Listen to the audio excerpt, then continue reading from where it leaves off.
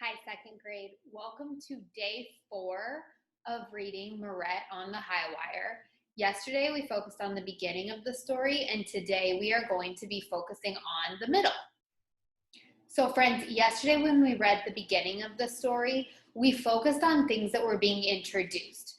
We talked about the characters that were introduced in the story. We thought about what the problem was that was being introduced at the beginning. And we talked about how the setting had been introduced. Today, we're going to focus on the middle, which means we're going to think about how all of those things are being built on. So one thing to pay attention to is going to be, does the problem get worse that we were introduced to yesterday? Or maybe there's even another problem that happens in the middle of the story. Are there details being repeated?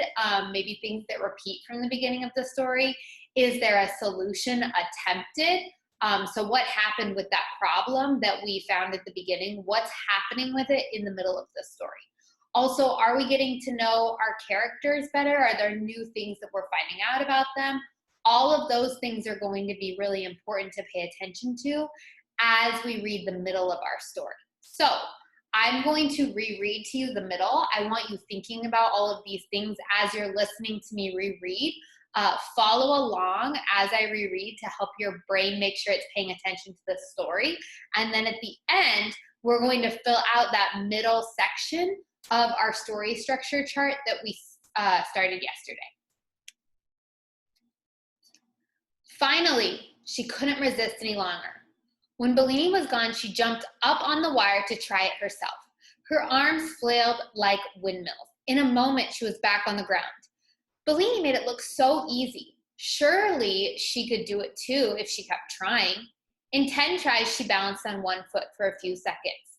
In a day, she managed 3 steps without wavering. Finally, after a week of many falls, she walked the length of the wire. She couldn't wait to show Bellini. He was silent for a long time. Then he said, "In the beginning, everyone falls. Most give up, but you kept trying. Perhaps you have talent as well." "Oh, thank you," said Mirette. She got up 2 hours earlier every day to finish her chores before the sun shone in the courtyard. The rest of the day was for lessons and practice. Bellini was a strict master. "Never let your eyes stray," he told her day after day.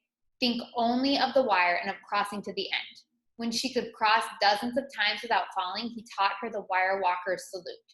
Then she learned to run, to lie down, and to turn a somersault. "I will never ever fall again," Mirette shouted.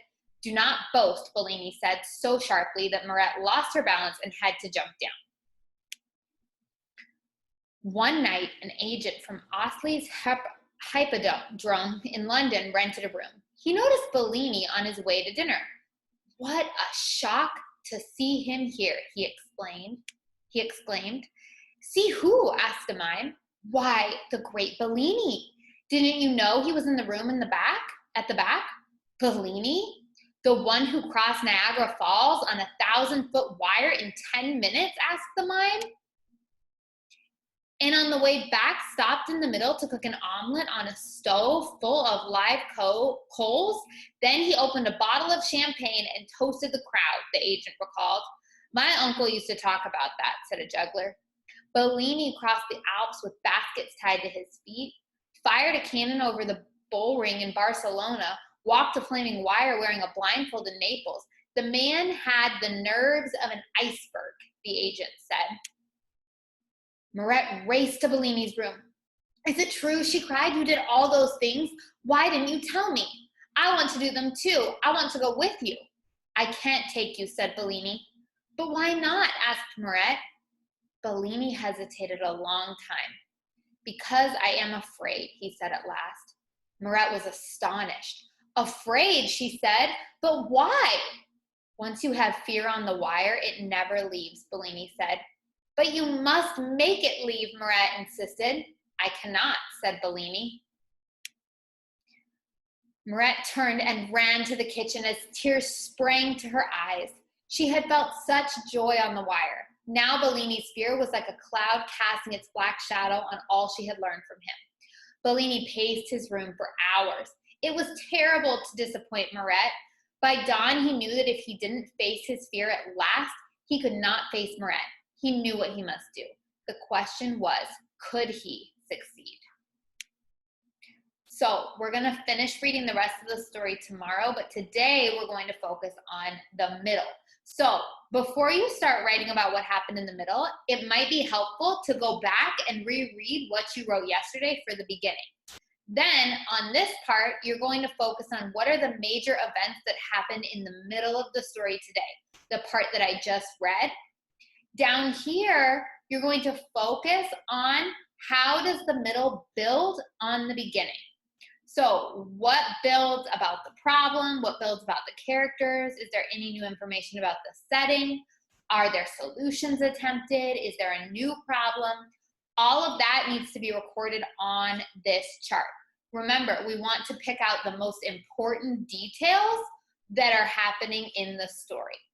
You are not going to submit this chart today, so make sure that you don't turn it in because we still need to do the ending part. And if you get stuck, you can re-listen to me, reread the story as many times as you need to.